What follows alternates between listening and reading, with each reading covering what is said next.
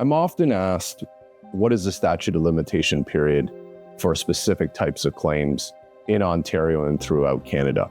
And what I often advise people, at least specifically here in Ontario, is that the starting point is that there's a 2-year limitation period. That's always the safest bet from the date that the accident occurred onwards. But that's not specifically what the law says. The law states that you effectively have 2 years to sue from the time that you knew or ought to have known that you had a cause of action. So that's a lot of legal jargon that basically states that you effectively have 2 years from the time period that you knew that you had some sort of damages or that you have suffered in a material way.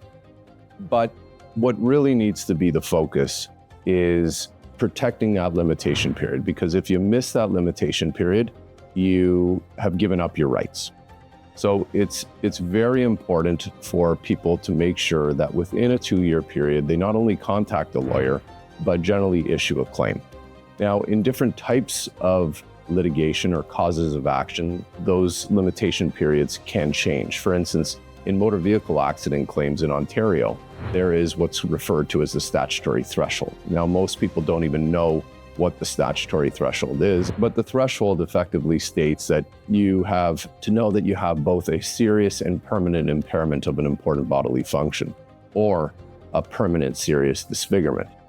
So what that really means is that that 2-year limitation period can then be extended from the time that you knew or ought to have known that you had a serious and permanent impairment of an important bodily function. And for most motor vehicle accident litigation, that's not on day one. Often it takes months or even a year or something to the point where a doctor can actually say to you, look, you're not getting better. Look, your problems are permanent. And it's from that point that the limitation period starts.